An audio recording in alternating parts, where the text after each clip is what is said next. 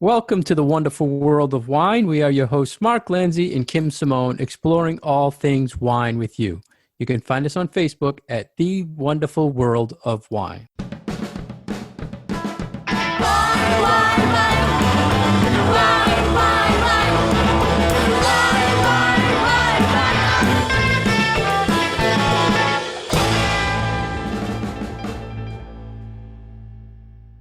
Hello again, everybody. Kim and I are here to talk all things wine with you again this week. How are you, Kim? I'm doing well, Mark. How about yourself? Everything is great. Good. End of summer is here, and we still have a lot of wine to talk about. That's right. Yeah, we're getting into harvest season for folks in the northern part of the world. So this is always an exciting time for wine information because we start to get some information in about how the harvest seemed, what were the quantities of grapes and how the quality was. So over the next few weeks, maybe we'll be seeing some of those reports come out. Yeah, and we'll have to talk a lot about the fires that are happening and how that's affecting everybody's rushing to harvest what they can before they get damaged or unfortunately burnt out. So we'll keep an eye on that. Let's talk our first story, Kim. We found an interesting, it was in the New York Post, but it was in a lot of wine publications recently. Yeah, I saw this one all over social media. It was pretty cute. It's one of those wine stories that got picked up everywhere, and it was about medieval wine windows being used again in Italy. So why don't you tell our listeners, Kim, a little about what's going on with this? So these little windows or little doors were first used during some of the plague periods in medieval Italy. So 1500s, 1600s, a lot of buildings built these little windows into the doors or into the walls where people could hand things into and out of without having to come face to face with each other. And as we are dealing with a communicable disease that is pretty much spread from person to person by talking or breathing too close to somebody, this turned out to be a fantastic thing to revitalize during the time of coronavirus for people to pass drinks back and forth. So just as we're seeing in the US that our restaurant industry has gotten really hammered really, really hard with shutdowns and bars not being opened and inside dining being a little dangerous, of course, the same exact thing was happening in Europe. So a lot of these Italian places sort of reopened their little wine windows and were using them to sell wine or aperitifs, or it sounded from the article that they were even being used for gelato selling and for coffee and for pastries. So all sorts of things where consumers wanted to purchase something that they would then eat or drink and didn't have to come face to face with the person who was doing the selling. Yes, so they were saying this was a quarantine tradition. I mean, they were talking bubonic plague periods. So right. Talking about going back hundreds and hundreds of years. Yeah, it's like, hey, let's just use those windows that we used in the past. And I've seen it where they're handing out drinks or people are actually bringing their own bottles and they fill it and hand it back to you. Yep. And that's a common way to purchase wine, especially in some of these smaller places. You bring your bottle back and there's a ginormous barrel or, storage container, and you just open a spigot and you get your red wine or your white wine and then you go on home. So, a really creative use for something that's been there for a while so that you can socially distance and still get your wine. And they were saying also at one time there were more than 150 of these windows in the Florence area of Italy. So it was pretty widespread. Mm-hmm. And then something happened in the 60s. A flood was what they said happened that damaged, or they ended up boarding up all these windows in 66. And then a lot of them disappeared. Yeah, 1966. And a lot of them disappeared. But then they revitalized a few of those. So it was interesting. Yeah. And it's really, the pictures of them all were very kind of cute. It's like these little tiny little doors and it's and a glass of wine being passed through. It's like, buchette del vino is what they're called, these little wine windows. And there's even an association of folks who run them, called the Wine Window Association. So hey, who knows? This could be a nice new trend. Maybe we'll start seeing them pop up here. They actually made maps of where you could find. I would assume it's like a Google thing. I would assume that you can track where all these windows are, so you could go to all the people and help them. And I would assume, like you said, Kim, they were hurting for business. Everything was shut down. So this was a way for the businesses to revitalize and get some product out. And really creative, because we saw at the beginning with Italy having been hit so hard and so early that because so much of their business to consumer sales were either directly through the winery or through like a tasting room, it wasn't necessarily that a lot of these wines were sold through restaurants or through stores, but that people had to actually go to the physical place of production and buy them. And everything had been shut down. So there was literally no way for any of these wines to be able to be sold. So I think it was a clever and a thoughtful way of being able to keep everybody safe, but also to be able to sell your product and make your little bit of money for your company. I think the listeners should know, Kim, that this to me was the original drive-through window because of wine, right? That's Everything right. links back to wine.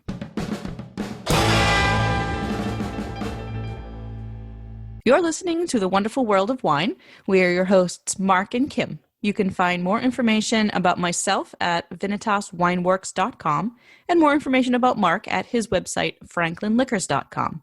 And you can find our radio show on Facebook on The Wonderful World of Wine. We are back. Thank you for listening to The Wonderful World of Wine. Our next article is entitled Sneaky Reasons Why You Might Be Overpaying for Wine. And I kind of like this article because it gives us a little bit of information for maybe you intro wine drinkers out there. Maybe you like to drink wine but don't know a whole heck of a lot about it. And buying it can be a little intimidating because, sometimes you walk into a wine store, and even if it's not a particularly big wine store, if those shelves, are just staring right back at you and you're like, wow, where do I even start? So I thought that this had some really useful tips for people who don't necessarily want to spend a whole lot of money on wine, but want to make sure that they're getting a quality, tasty bottle. Yeah, we always talk about the wine wall, and we always like to give tips of better ways to become a good wine, not would say a good wine shopper, but a smart wine shopper. And right away in this article, they started out, Kim, with two kind of things I thought were kind of hitting people below the belt, maybe saying most people don't have the skill to buy a good bottle of wine, which I thought, wow, like, what, that's kind of putting it out there, no? And then they said 53% of the time, people cannot tell cheap versus expensive on a bottle when they're of doing wine. if they're blind tasting things. Yeah. And I've seen this psychological study published in a couple of places that there is a study that or a couple of studies that if people are given a glass of wine and told what the price is, and it's an expensive price, and then given the same glass of wine and told that it is a less expensive price, people are going to prefer the more expensive one, even though technically it's the same exact wine. Psychologically, you think that because you're paying more for it, it's a better bottle of wine. Yeah. How do you handle that, Kim? If you're tasting a bottle and it's $100 bottle, are you already in your mind saying you're expecting it to be good, right? Or expecting it to be another level? Absolutely. So I think it works for me the opposite way. If you're telling me it's expensive and I taste it and I don't like it, I'm like, is something wrong with me that I don't like this $100 bottle?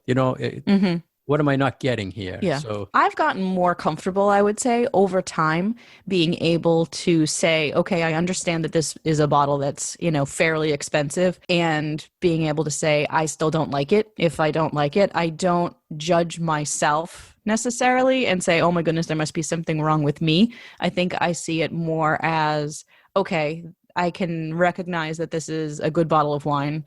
I just don't necessarily like it. It doesn't maybe fit with the styles that I tend to drink or styles that I particularly enjoy. But there is something that happens that I think what you're referring to is if you have an expensive bottle and you think that it is not up to par, right? right, yeah. That Yeah, because then you Do you, start see, and if you second guess yourself, I second guess the winemaker. I'm thinking, what are you trying well, to pull on us yeah, here? there's a lot of times you taste when you say, there's just no way this wine is worth it. You know, there's Yeah, hype behind it, but it's not worth it. right. What about, do you like to know when you're giving a wine the price point before you try it? Yeah, I think I do. I Yeah. mean, I don't have to have the exact dollar that it will cost, but I certainly would like to know, am I tasting something that regularly will retail for $10 or regularly retail for $50? I like to think that I can tell the difference, but some things are surprising. Yeah, I'm strange that way. I like to know, you know, a lot of salespeople, and you know, being in sales, that you probably didn't want to say the price because you might have had a $10 bottle. You wanted people to be shocked that, wow, that's Sure. $10, right? But I like to know, especially if you everything you having me taste is a $100 bottle. I don't want to have all $100 bottles on my shelf, and Right. that's not what people are looking for. Yeah, So for you as a proprietor, the price of the wine has to be worked into whether you think it's going to fit or not for you. So for you, it's not all about is this wine delicious? Because honestly, there's a lot of really delicious wine out there, but you need to figure out, is it's going to fit with what my customers are going to buy? So that is a really important distinction, I think, for how you taste wine and how you need to taste wine, as opposed to if we were at some big wine tasting just for fun. yeah, and when you're at those, you're tasting all the good stuff, right? That's right. Everybody's always hitting the expensive Right. wine tables. But this article, Kim, said, how can you shop smarter? And then they gave some tips. So which one would you like to start with first as a tip? I'm just going to start at the beginning. All So right. the first tip was questioning whether expensive wine is actually better. And this is where they refer to that study that says psychologically, if people see a price on a bottle and it is more expensive than they would ordinarily spend or just a more expensive price, they're automatically inclined to think that this is going to be a more tasty bottle of wine. But it's not always the case. Sometimes that price does sort of, trick us into thinking that it's better for whatever reason, whether it's because of expectation or just because we associate higher price with higher quality. But it doesn't necessarily mean that a $100 bottle of wine is going to be 10 times better than a $10 bottle of wine. What I think generally is the biggest difference between a less expensive bottle of wine and a very expensive bottle of wine is complexity of flavor. So if we're just talking about flavor, usually a more expensive bottle has more complex flavors in it. It'll usually last a little bit longer if it is a red wine. But honestly, a lot of what causes a wine to be more expensive is things that you're not necessarily going to taste. It might be the prestige of the vineyard or of the winemaker. It might be because that wine is from a single vineyard. It might be because that wine is from a very, very tiny, limited area that they just don't make a lot of wine. So therefore they can charge a lot for it, or, for any number of reasons that you're not going to really be able to taste in the glass. So is expensive actually always better?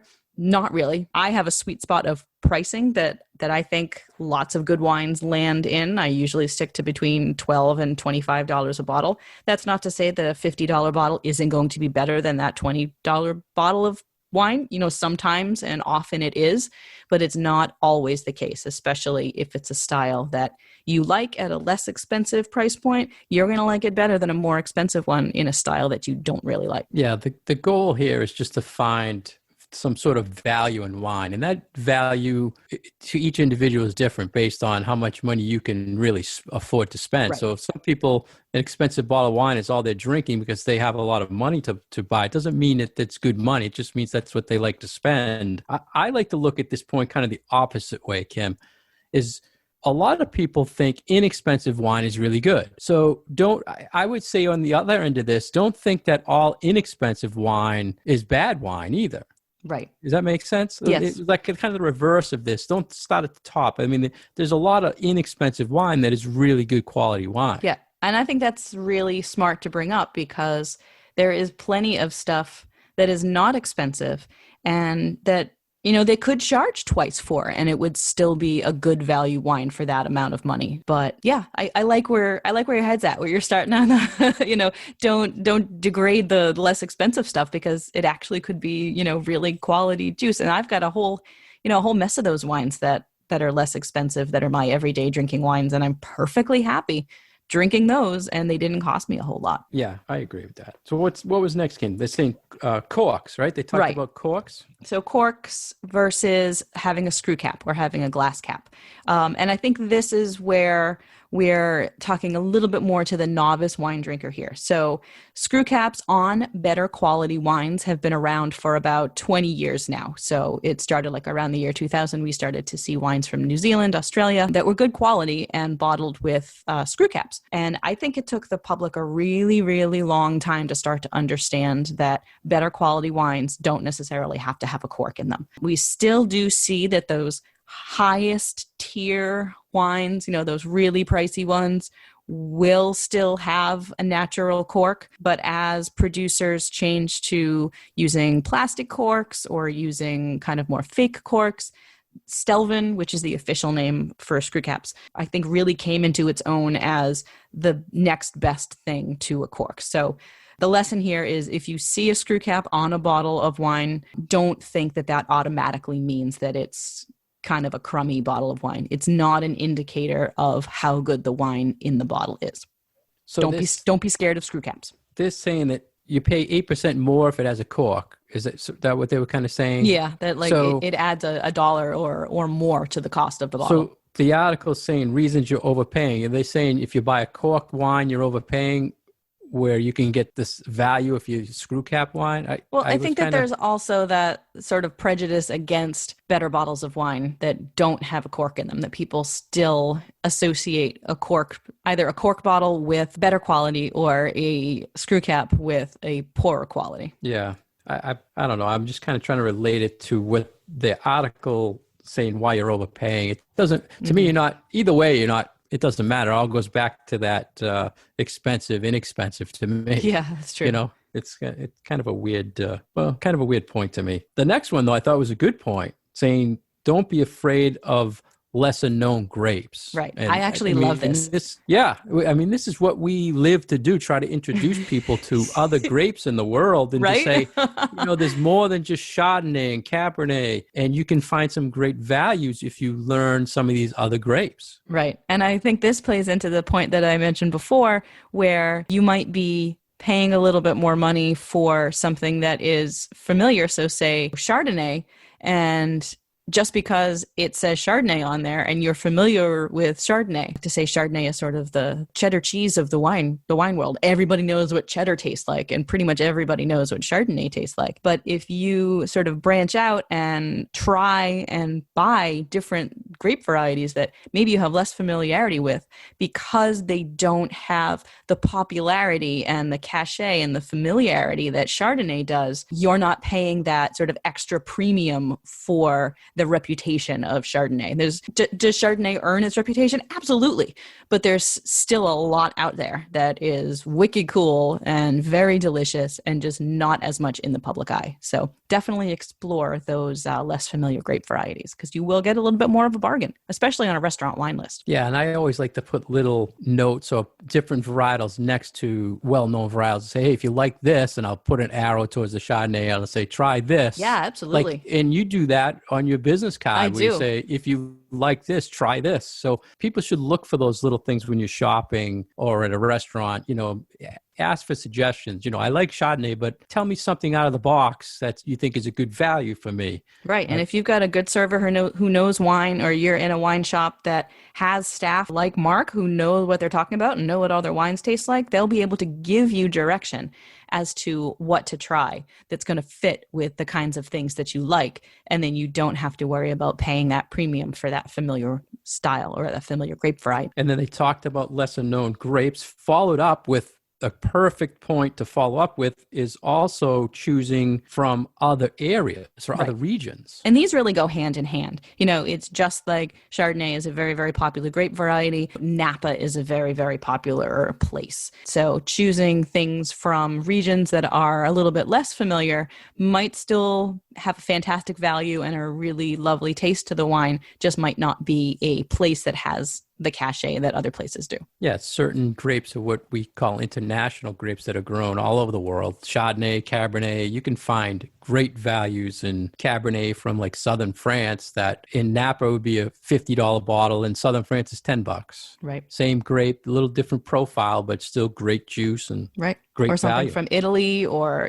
something from South America. You can get some fantastic Cabernets from Argentina that are a quarter of the price than what they would be from someplace like Napa. Next, Kim, they were saying a reason you'd be overpaying for your wine is that you're falling for the single vineyard trick. Mm-hmm. And And I thought that this was interesting because when I saw the name of this, I'm like, okay, single vineyards. Why don't you go ahead and explain it, because it's a little not what I was expecting. well, they say to me, when I think single vineyard, I'm thinking the small circle of what you're getting. So Yep, exactly. you're either getting from a country, from a state, from a region, or from a vineyard, a plot of land. So A single designated small literal spot. vineyard. Right. Yeah, so when you do that, it adds to the cost because it's a finer selection of grape. It should technically be a greater quality of grape or sourcing of the fruit. You know where it's coming from. You know the characteristics of that vineyard. And they're saying that you'd be overpaying for that, which you are, because it should be better fruit, better and result in a better wine. But it doesn't necessarily mean the winemaker made it right or made it good. So they're priced more, and you have to be careful. But it's not very common. You see a lot of single vineyard stuff on the shelves. Now, see, what I took from this example in this article was that they weren't referring to actual like AVA single vineyard sites that we often associate with that. Like you said, the center circle, if you're thinking of like a bullseye. I was thinking of putting a vineyard on the label as a marketing term. Like a trick. Yeah. Like where, American producers will put Vineyard Reserve on a label. That means nothing. That means it means less than nothing.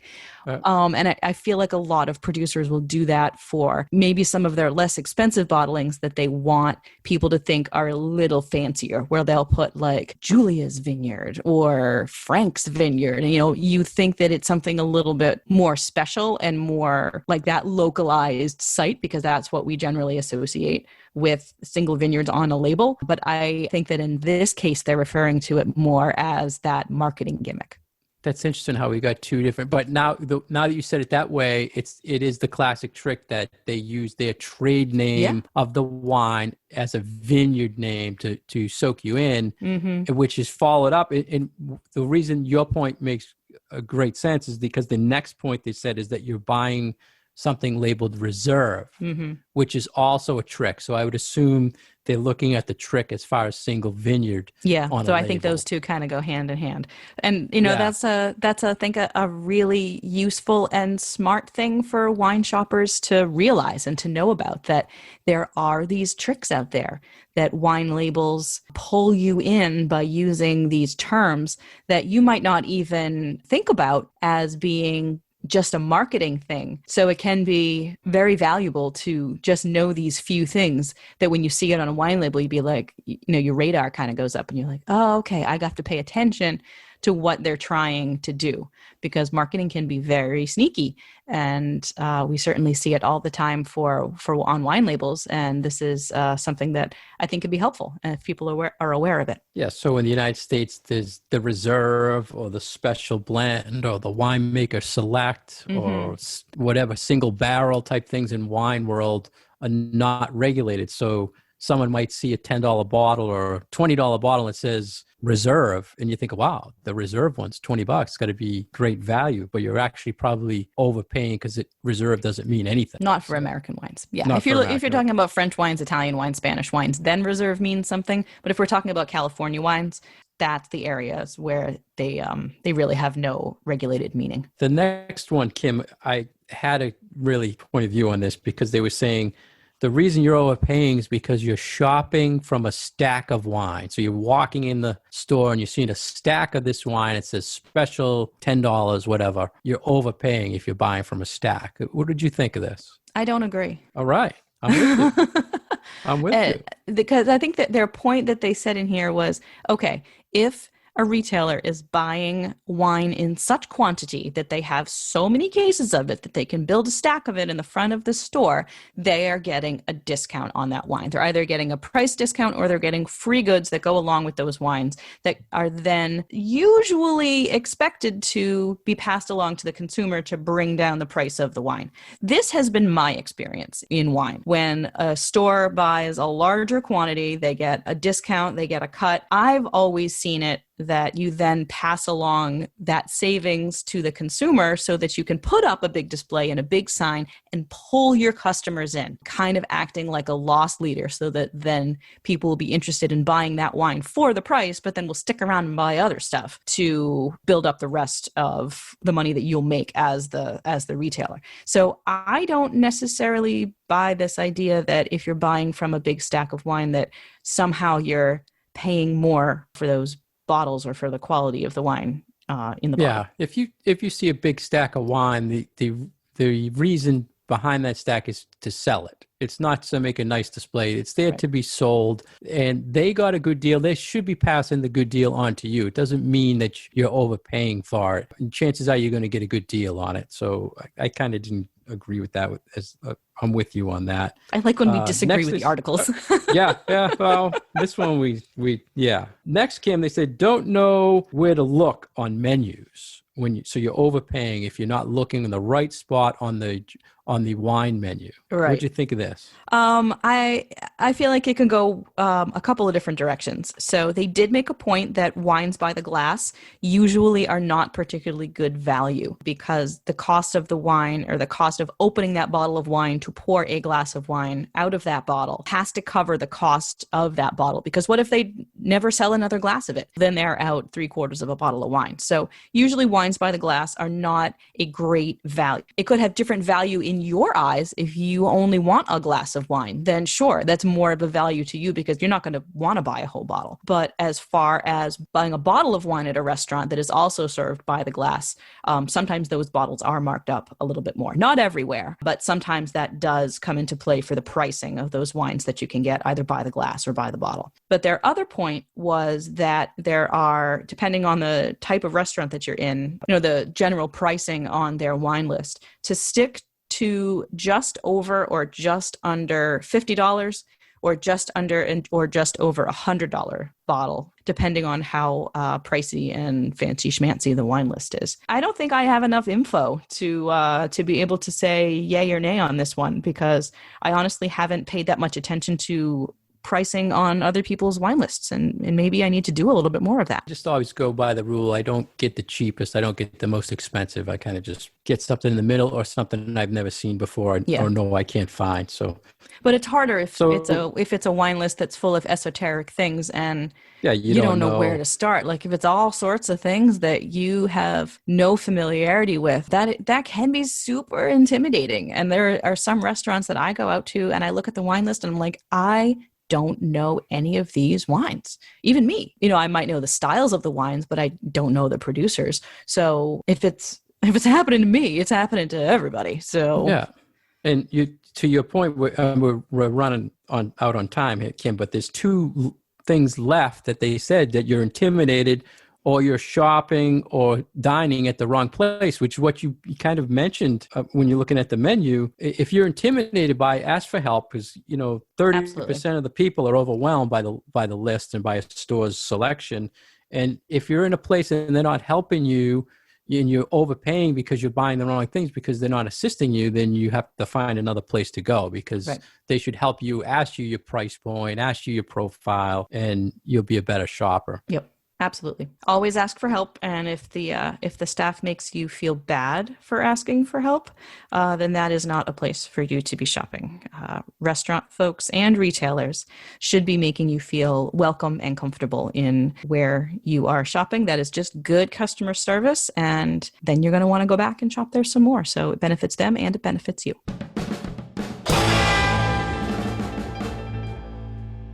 Thank you for joining us today on The Wonderful World of Wine. We've been your hosts, Mark Lindsay and Kim Simone. You can find us here every week. We always talk about our trending topics in the wine world. You can find past episodes of ours on SoundCloud or iTunes at The Wonderful World of Wine. And we always welcome your questions and comments on our Facebook page, also The Wonderful World of Wine. Cheers.